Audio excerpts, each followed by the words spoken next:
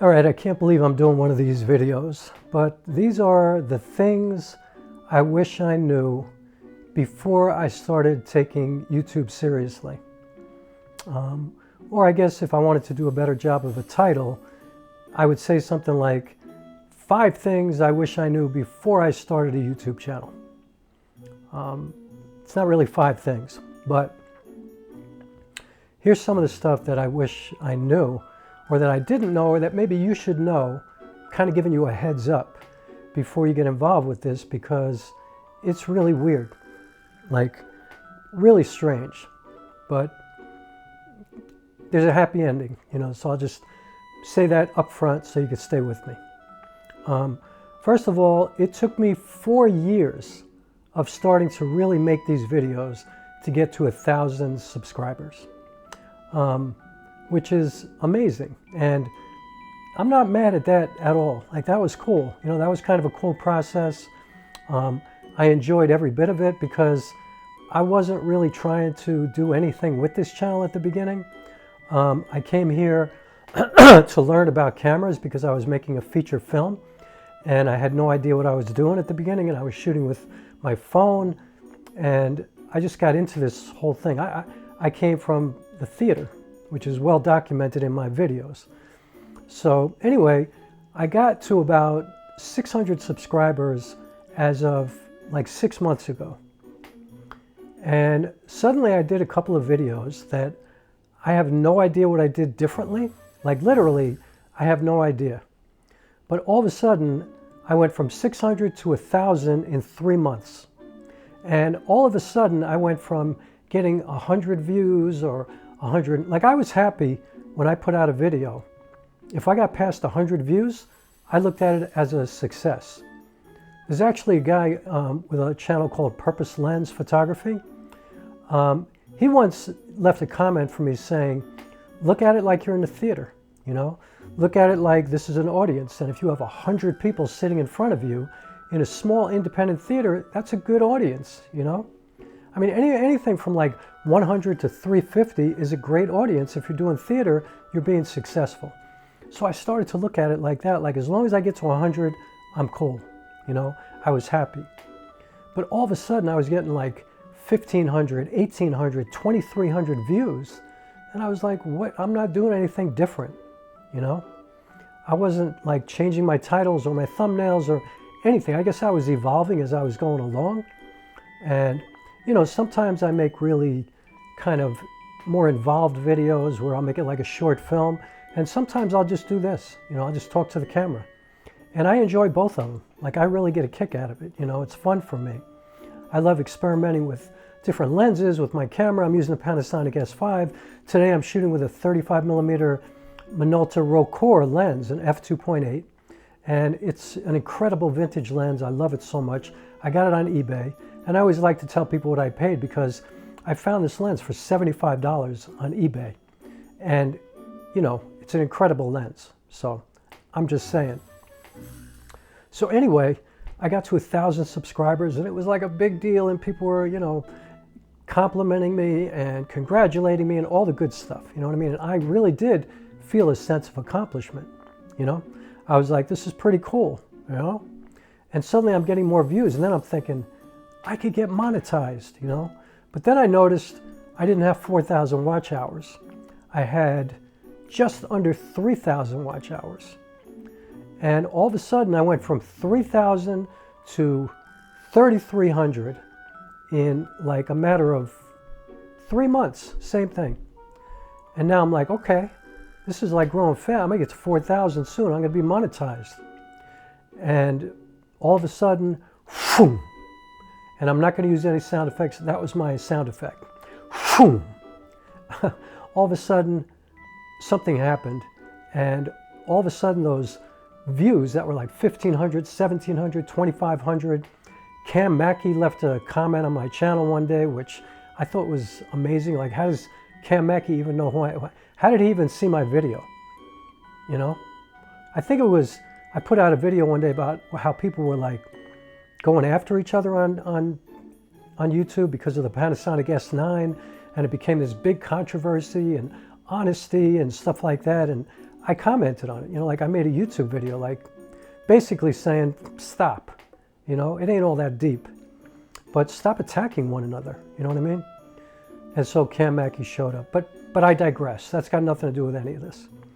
But all of a sudden, my views went back down lately to 100, 140, you know, 350, like 350 is the new 2,500 for me again. You know, like I'm back down there.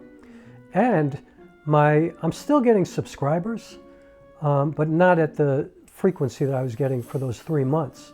So I'm almost at 1,100 now.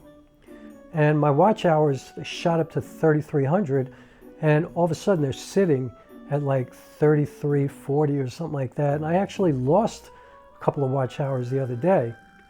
And I find myself looking at my YouTube studio more, and I'm like, whoa, whoa, whoa. Like, that's something I don't want to do, you know? So I don't know why that's happening. I'm not doing anything different. As a matter of fact, I'm paying more attention to my titles. I'm paying more attention to my thumbnails. I'm paying more attention to my hashtags and my tags and all that kind of stuff.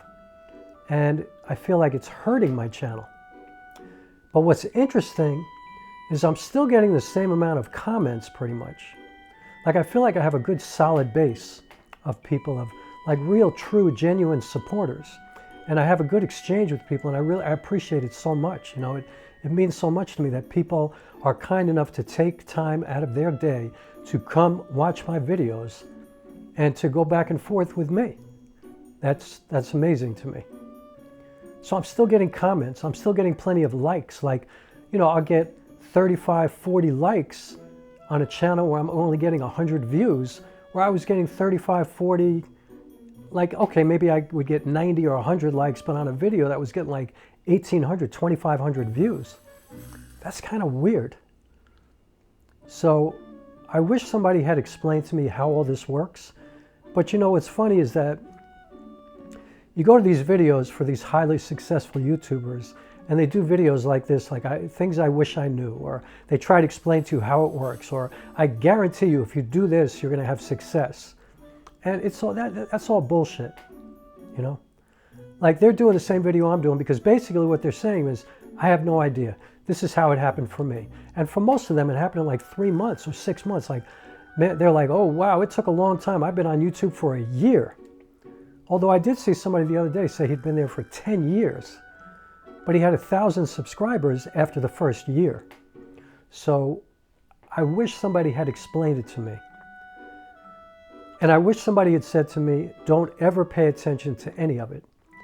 Just make videos that you think are contributing in some kind of way, and that are fun for you to make, and that are valuable for you as an artist. Like in my case, I've always used these videos to practice and to work on my performance skills. Like, I use it like a defensive back in a football team uses it to study wide receivers and quarterbacks. Like, I'll make film of myself, and then I'll study it to work on my blocking and my movement and my dialogue, stuff like that. Like, it's really valuable to record yourself and then watch yourself. So I use it for really good reasons.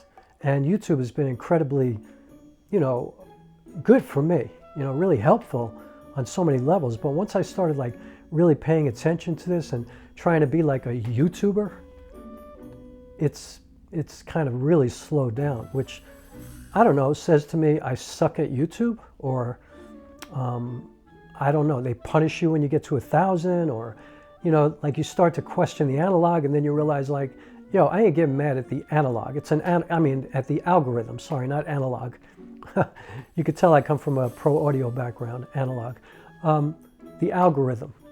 Like, I'm not going to get mad at an algorithm. It's not a human being. It's not a person. There's not somebody, I don't believe that there's somebody sitting there at YouTube, you know, university, or YouTube, you know, corporate headquarters, you know, going, oh, we let them get to 1,500 a day or 1,800. Like, we let them get to 1,000 subscribers. Let's slow them down. I don't believe that.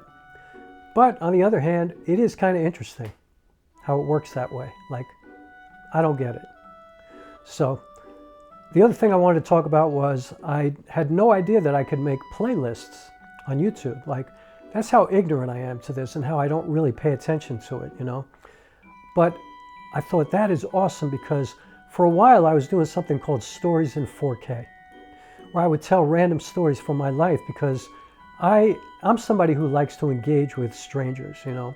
Like I'll meet some old man in a park on Orchard Street in Manhattan, or I'll run into a lady on the bus in the city, and I have these beautiful exchanges with people because I feel like when you're open, you're going to have amazing experiences with random people and make you realize that, you know, we really are living in this world together, you know. And so I decided to do something called Stories in 4K, you know. And I did a bunch of episodes, but then I stopped doing it because, you know, I didn't want to do it all the time. But now that I realized I can have a playlist, I'm going to continue to do those, and I've put them all together in a playlist. So you can go see them in my playlist of Stories in 4K. And also what I did is I made a playlist for my feature films. So you can go look at the playlist and you could see the center of distance, or you could see my process of making This Is the End for Me, which you can't see that movie yet because it's kind of navigating through the festival circuit at the moment. But you could see the trailer, and you could see a lot of videos that I made about the making of. And with the center of distance, same thing. You could see a big screening that we had, and you can actually see a link to the film. There's also a link to see the film on Tubi TV, which I would prefer for you to watch because then it's better for me, you know. But honestly, I put it up on YouTube too because I know not everybody has Tubi TV or whatever, and you could see it on YouTube without commercials. So you could go to that playlist. And the other playlist I set up is I was in the music business for many years. And my first play was based on my last album, just before I left the music business. It's called Broke Wide Open. And I put up most of the songs from that album here on YouTube. And so I set up a playlist where you can go listen. And they're short little 3, 4, 5-minute videos of the song. They're not music videos. You know, you'll just see a picture of the cover of the album. But you could hear the songs and see kind of where I came from before I became a filmmaker and even before I became a theater artist, you know? I mean, I've been working in the theater full-time for the last 17 years. It's become my whole life, my whole career. Since the pandemic, I've become a professional filmmaker somehow. I don't know how that happened, but well, I do know how that happened, but it happened. So you can go see all of this if you want to, and you could hear the music, and a lot of the music that you hear here on YouTube is my own music, but I also use a lot of music from this guy Steve Peckman, who scored both of my films, and I also have a subscription to a company called Melodie Music, which is not, you know, Epidemic Sound or one of the big ones, but they have some great music, so I use a lot of their music as well. But anyway, so now I have 3 playlists where you could check that out. I'll link one of them at the end of this video.